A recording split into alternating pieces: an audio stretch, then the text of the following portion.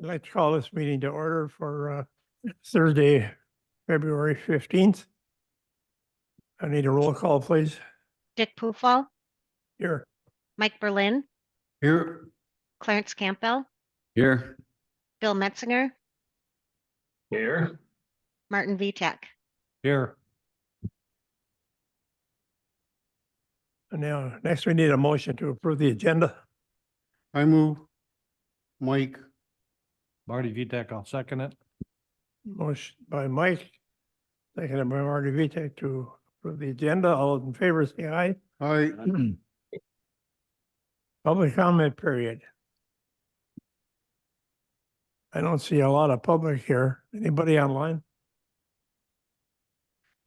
Yeah, it's Gary Murdoch. You're not public.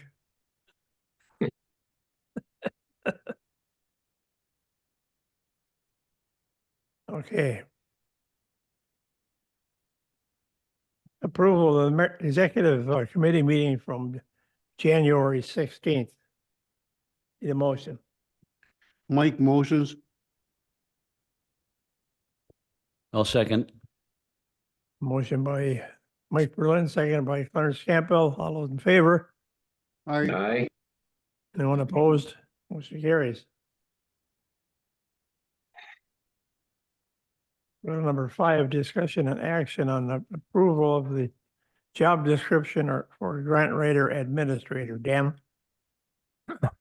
Okay, so I went through all the job descriptions that we'd previously looked at, sort of pieced them all together to sort of fit Ashland County.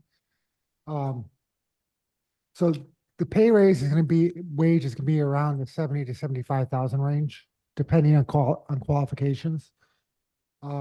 We did budget money in the budget last year to cover this position. The full intent is once this position gets going and moving and getting grants, that it would eventually pay for itself with the administrative fees that you can charge. Typically, federal grants and state grants allowed you to charge 5 to 10% for wages and assorted other fees. So we would assume that, within a year or two, that we would get the full wages covered with administrative fees. So this job we would post immediately if approved by the exec committee.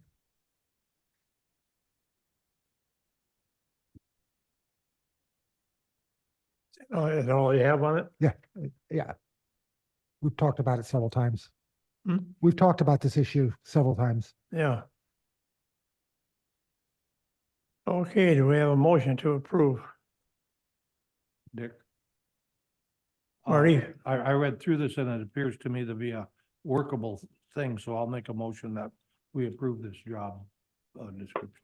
Do you have any idea, Dan, on the timeline for hiring?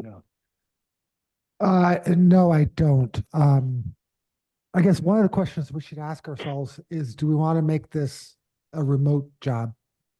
Possibly. With occasional visits to Ashland. That will certainly increase our pool of applicants. As you know, housing around here is just, it's $300,000 to buy a house, or anything in $100,000 range you wouldn't really want to buy. And then rent, there's no places to rent. It's just, as Tom Story said the other day, it's just terrible. So I don't know if we want to make this remote eligible, at least to start off with, until the. So you might want to say, remote possible or something to that Yeah. effect. Yeah, I guess that would be kind of be the negotiating part with Yeah. Dan. Yeah. I'll second Marty's motion. All right, we have a motion and a second to approve the grant writer position and wages. All those in favor say aye. Aye. Anyone opposed? Motion carries. Number 6, discussion and action item, approve job description of energy specialist. Okay, so this job, the only reason we're bringing it up for approval is that EPA grant we applied for. we could hear as soon as the end of March on that, whether or not we get it. Or it could be November, who knows? But we want to be have a position ready to go in place so we can hire right away if awarded. This job will only be hired if we receive the grant. The pay is 75,000. However, that's completely covered by the grant, as are the benefits. So all the health insurance and retirement is set. Everything is covered, is grant covered. It's 100% grant covered. This job would be eligible for remote work because the person wouldn't really have to be here, except to come up every once in a while to do site visits. And we also want to try to get the best quality person we can, as opposed to limiting our pool of applicants. So again, only if we receive the grant will we hire. Otherwise, this job is just going to not do anything. And if there's a motion of approval, I'd like you to put in that motion to say, to specifically state only upon acceptance of the EPA grant. That way it's crystal clear to everyone that that's what it's for. This is Bill. I have a question. What is this person actually going to do? So this person's going to coordinate with all of the contractors and develop conservation plans for us. They'll make sure that everything meets timelines and time goals, and they'll provide this committee and the county board with progress updates. This is a required position by the grant. Is this a limited term position then? It would be a 3-year position. The grant runs over the course of 3 years. It's something that if we found it useful and it's actually paying for itself, that this committee could choose to extend. But right now it's a 3-year term. And this person will also talk to all of our local communities to make sure that their needs are being met. I'll make a motion that we approve this position contingent upon getting the EPA grant. Do we have a second? Mike seconds. You made by Clarence to approve the energy specialist position, seconded by Mike Berlin. Any more questions? All those in favor say aye. Aye. Anyone opposed? Motion carries. Thank you. Go to number 7, resolution to set wages for county officials elected in November 2024. Okay, so this year, our register of deeds clerk and treasurer are up for election.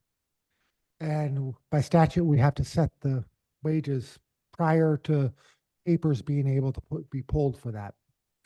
So I would like to get this done at the March meeting. Right now they're paid 58,000.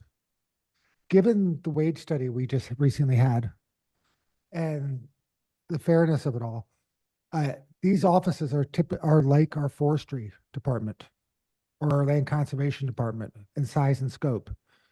So I'm proposing that we pay them what those department heads make. So that would be a grade 16 step 4 because they've all been here for numerous years. And that would keep them in line with all of our other department heads. In 2 years, I'll come back and ask the same thing for the other people who are up for election.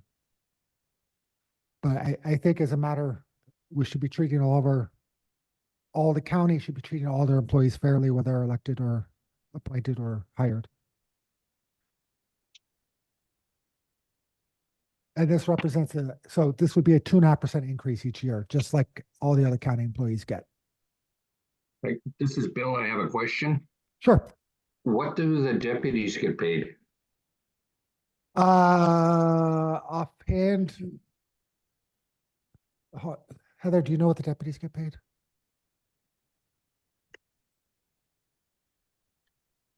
They, in the 24 range. Around 50,000, 48 to 50,000.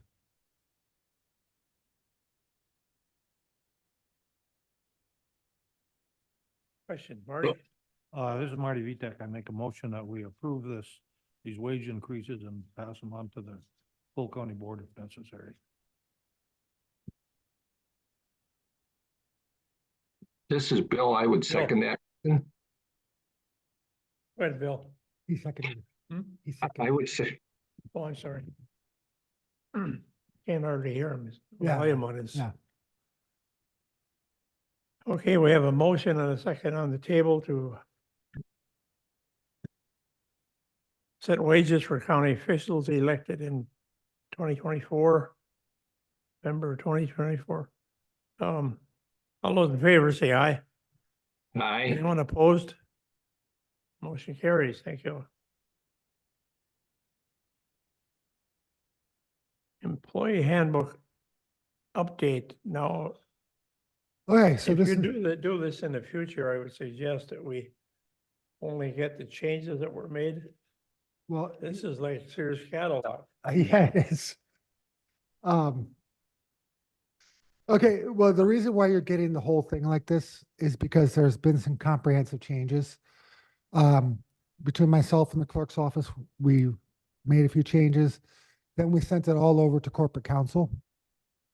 And Max went over those and changed things as necessary. He also changed all the legal stuff to conform with 2023.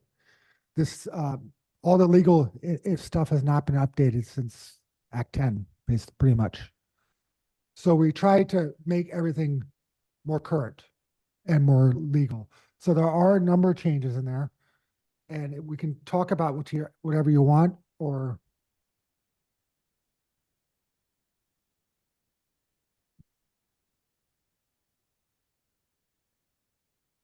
Already read. Microphone, please. microphone. Do you, and page numbers? Okay, sorry about that. Well, I said I read through this and a couple things I noticed quickly are not real earth shaking, but the one is that the notice of a vacancy or notice of a job vacancy or that we're taking applications. Yes. It seemed to me I brought it up about putting it in the paper, but I don't see anything. Well, we do advertise in the paper. We also advertise online. Okay. Which paper it is up to the department head. But I'll be honest, online is where everybody looks to apply. I would actually like the county to move to governmentjobs.com, which is what most counties use and most bigger municipalities.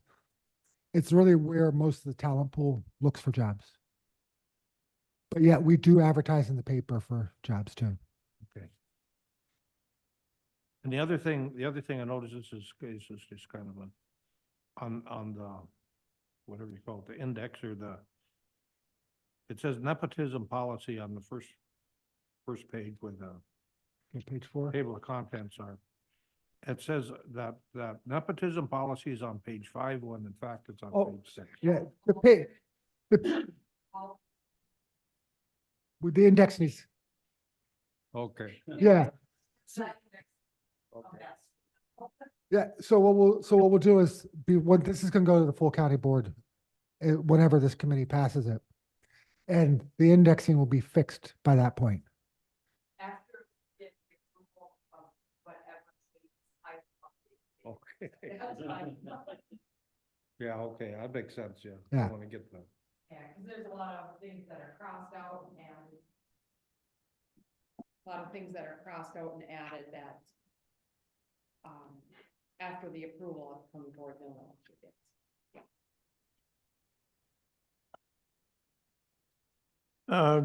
Can you summarize what the major changes are? Sure, let's go through some of them. Okay. So.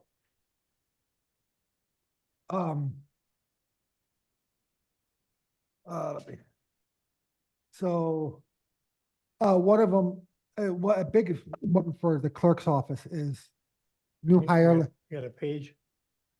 I'm sorry, 7. Under notification.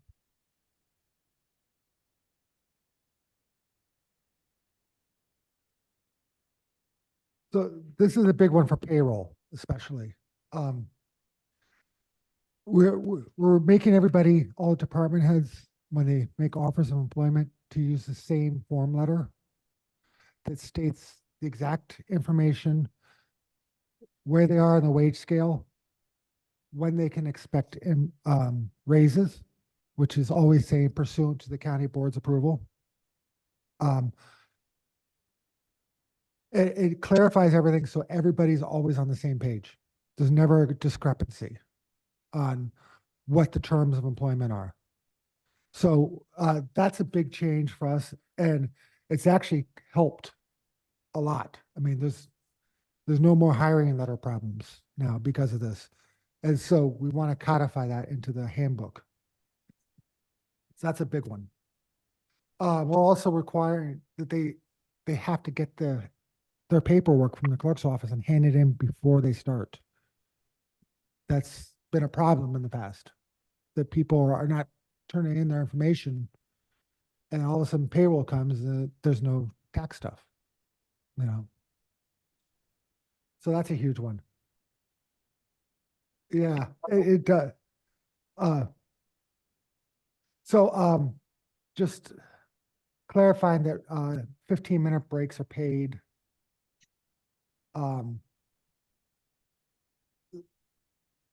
Requiring people to change data. So we've had problems with, say, a good example is people getting married.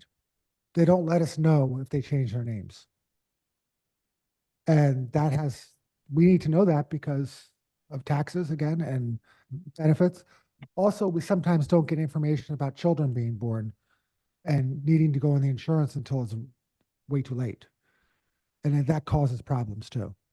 So we need to make sure that information that affects people's benefits is turned to us in a timely manner. And that makes, in the end, the employees are happy because they're not facing a crunch or crisis over their benefits, and the clerk's office is not running around in circles trying to get it done. See, the holiday pay has been, this committee already talked about. Working holidays, we already talked about. Vacation, we talked about. Those are changes. I'm just trying to look for some changes that we hadn't talked about in this committee already.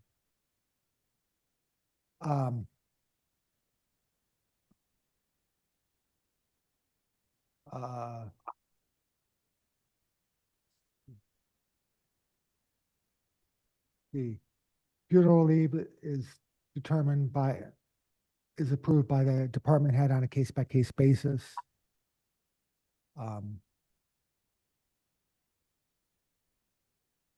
Let's see. No, I'm not looking.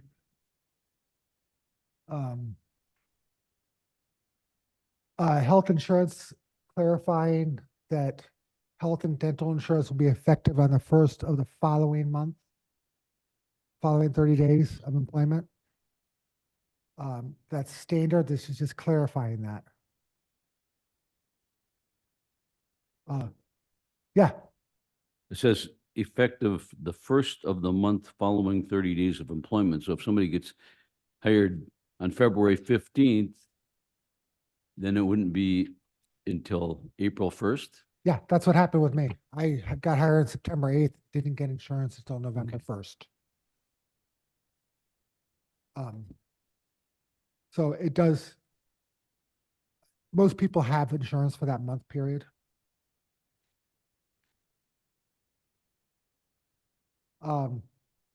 So we took out merit pay completely because we now have a wage scale.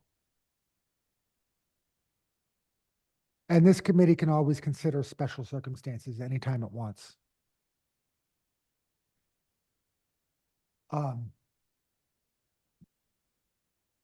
uh, just confirming mileage is established by the IRS every year. State, we're also making sure we get detailed receipts if people are traveling. We've had a problem in the past where people are not giving us their receipts. And well, we need those receipts for general accounting purposes too. But the auditors could also come in and say, well, what is this expense and where's the receipt? So we want to require, if you get any reimbursements, you turn in the receipts. Which is standard practice in the business world. And we did not adjust the reimbursements for breakfast, lunch, and dinner. Although I can tell you, if you go to a place like Madison, those numbers don't work anymore.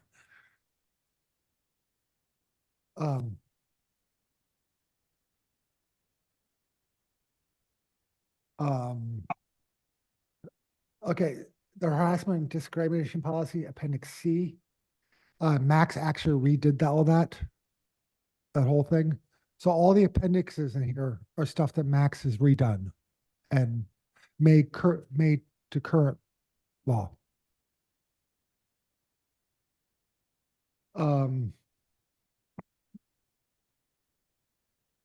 Let's see. Just clarifying, if you're injured, you have to tell a supervisor right away. We've had instances where employees are not telling their supervisors and trying to get workman's comp. Supervisors need to know right away. I mean, the county clerk shouldn't find out about it when they get a phone call from the workers' comp company. I mean,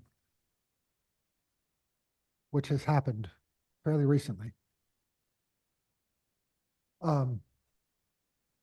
Some of it's just highlighted so employees understand that this is important stuff.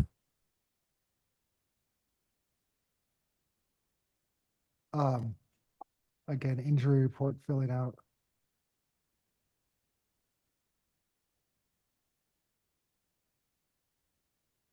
Okay, and the rest of this changes are, again, changes made by corporate counsel to comply with current law.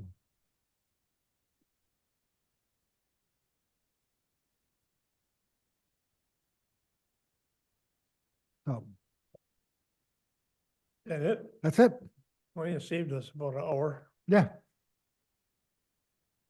Well, and again, this committee will have a chance to read it for till March 26th. So we can, we'll probably have, well, maybe, I don't know. I'm gonna be out of town in the middle of March for vacation. So I don't know if we'll have another meeting between now and then. But if we do have another meeting, you can make any more changes at that next meeting. And actually, we could purposely hold one if you wanna make changes. I have just a comment on page 28. Yeah.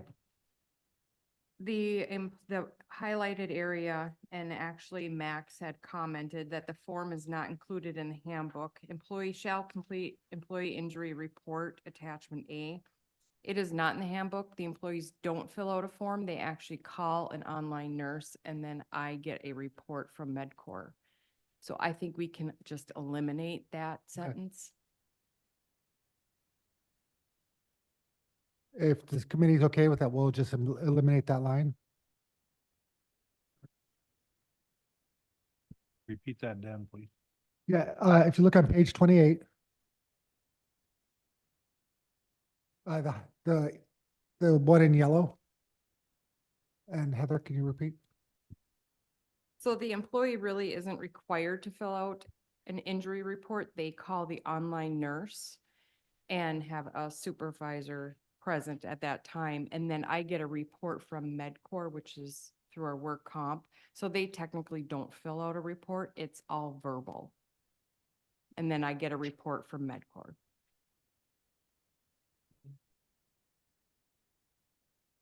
Any other questions, I guess? Mike, This, This is Bill. I got a question. Shouldn't that be spelled out in that then? What the procedure is so that the employee knows? Yeah, he's actually, I think he's right. We should insert a line saying that this line should say, Call the online nurse. employee must contact on-call nurse with their department head. I was gonna say, if they report it to the department head like they're supposed to, then that would necessarily proceed through that, Right. you know. But yeah, it probably should be noted, but that's that's what's involved with our current workers' comp carrier, right? So that could change if we switch carriers in the future. But yeah, maybe it should be included in there. It should be. Yeah. It should. Oh, here. And if there is changes in the future with our work crop. Then we'd have to carrier, change then we that. just Yep. change. Yep. But yes, I agree, that should be spelled out in the handbook on the proper procedures if you do get injured. Any more questions?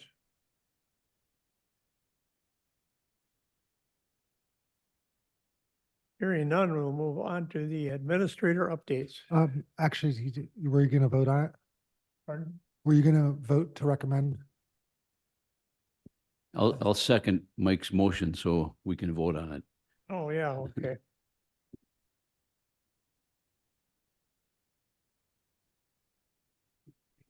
Who made the motion? Okay. Okay, we have a motion and a second to improve the employee handbook update. All those in favor, say aye. Aye. And to clarify, that was as amended. Anyone opposed? Motion carries. Now are you ready? Yeah, I guess I'm ready. So, at the beginning of the month, I was in Madison, meeting with our legislators. They're going to be working next budget cycle. So that would be after the elections to make us completely whole on the taxes. We're short about, what is it, 780,000. From our portion, they deducted 231,000 for the school to pay their charge back. We had to pay our own of 150,000, and they withhold $400,000 for next year's chargeback. So that brings us about $780,000 short. We're happy we got what we got. I mean, that's makes us mostly whole. But they will be working to try to get us the remainder at the next biennium. So that's good news. Let's see, not much else happened down there. It was just standard other stuff. If you look at our packet for later today, you'll see our 3 uniquely Wisconsin stories. So I'll pull those up. The first one is on Ryan Tim down in the Glidden area. Ryan was paralyzed in a 4-wheeler accident, and he got the whole community together to create a handicap accessible spaces in the area. So it's a really good story about how people working together and can make life better for everyone. Then we're doing a story on April Stone. She does indigenous basket weaving. She's on display, I believe, at Madeline Island, and she'll be on display at the new Batter River Museum when it opens up. But we think that's a really interesting story that people will love to hear. It kind of talks about the culture here specifically, the people here specifically, and it's the kind of thing that the viewers of Discover Wisconsin would really like to watch. And then the last one we're doing is on the fishing industry in the county. You know, we talked a lot about how Ashland County is, the Bay here is one of the best world-class bass fishing area. We also have world-class salmon fishing here and trout fishing here. So they're taking Tommy Hicks from Beyond the Catch Guide Service, who's based in Ashland, will be taking the crew out to show people what the fish we catch are, and hopefully catch some really nice ones for the TV. And then they're gonna go transition to the fish hatchery at Bad River to show how the lake gets restocked, and then show the importance of the fish to the fishery to the people of this region. And then it will go back to Tommy, and then we'll go back there and they'll shows how the lake is part of the unique identity of this area. Yes, there's a state fish hatchery in Washburn or Bayfield. Yeah.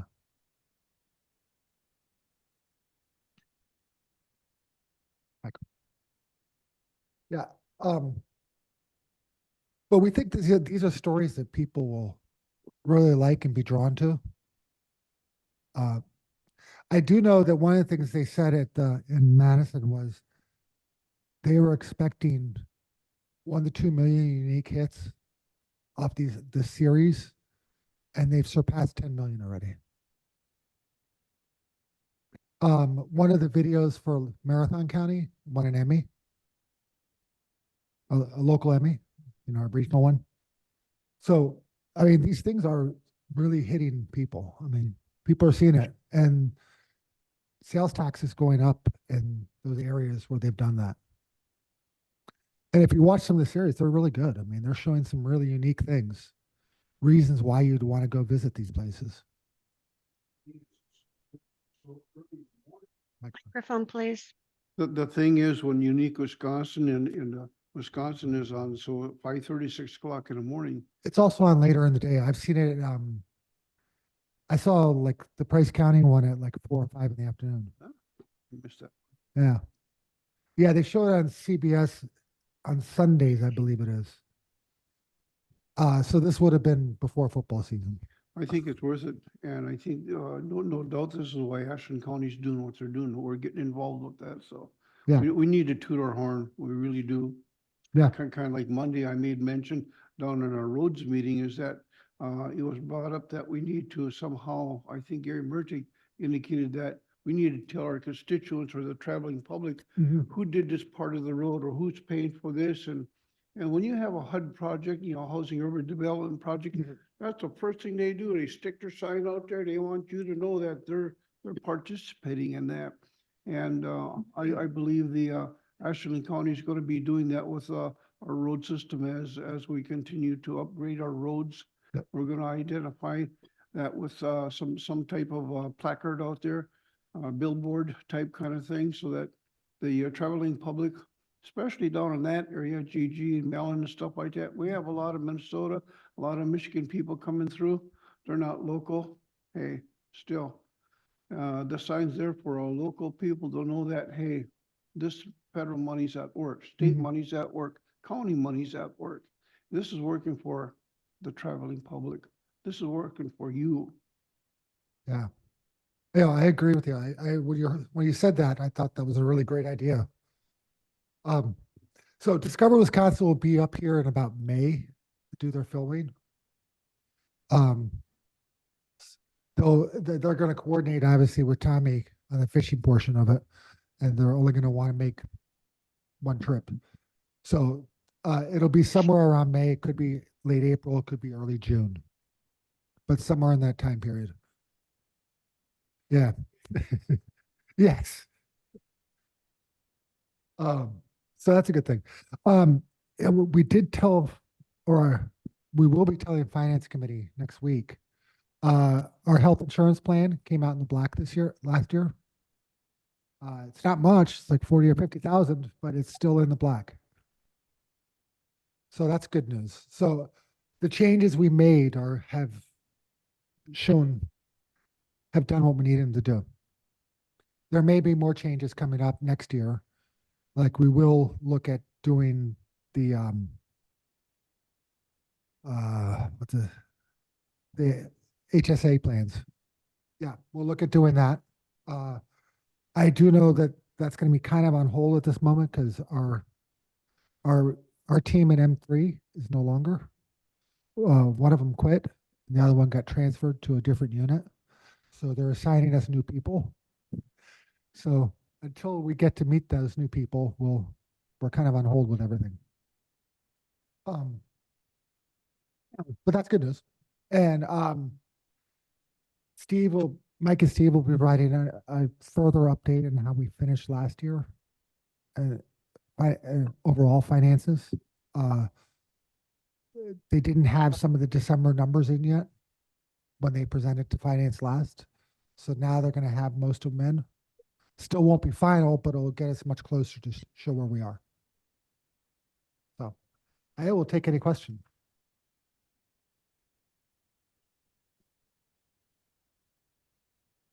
Okay, well, county board, next month will be March 26th. That's the only date that works. Well, I'll be on vacation 1 week and Heather will be on vacation 1 week. So that's, we want to get that resolution passed before the election. Yeah. Yes, Paul. Will we have an executive meeting before the 26th?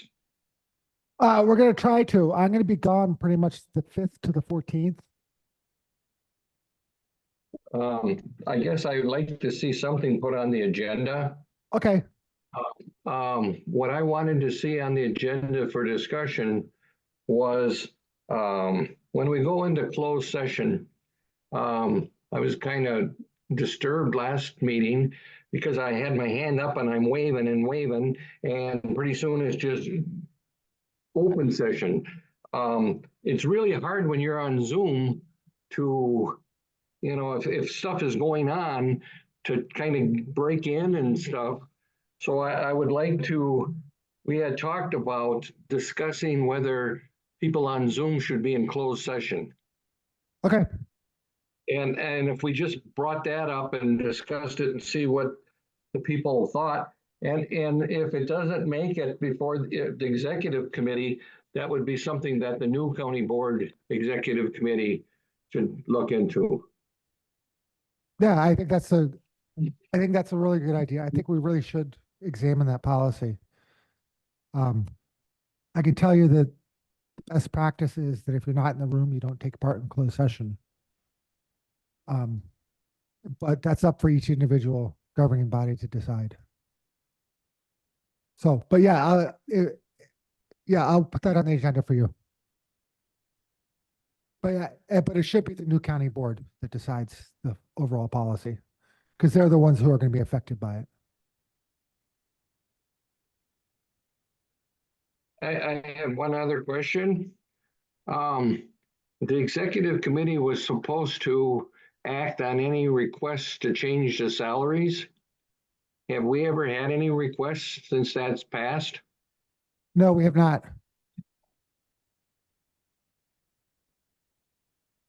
No, I think everybody's pretty much happy with the wage scale that we have now. And everybody who did question filed appeals before it became effective. So they either won or lost and got their raise or didn't. I expect in a year or two, we'll probably start getting requests. I know Price County is implementing a new wage study that's going to put them slightly above us in certain areas. But that's how the market's going. It seems to me that gradually these things get out of whack anyway, just the normal course of business. And probably every 10 years or so, we'll have to do another wage study. Yeah, probably even less than that. Probably 5 years. Any more comments or questions?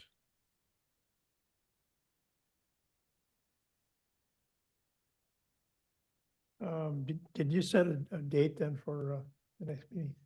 For exec, no. Like I said, I'm going to be out of the country for part of March. So if we have anything pressing other than the internet thing, the closed session thing, we'll have a meeting. And I'll talk to you about it, Mr. Chairman. Yeah, don't go to Israel. No, I'm going to Curacao. Much better. Yeah, it's warm. Yeah, it's warm. And the water's 85 degrees. Okay, if that's all you have, so next we need a motion to adjourn. Motion to adjourn? Motion by Mike Berlin to adjourn. Second by Clarence Campbell. All in favor, say aye. Aye. Opposed, we're adjourned. Thank you, everyone. See ya, Bill. Okay.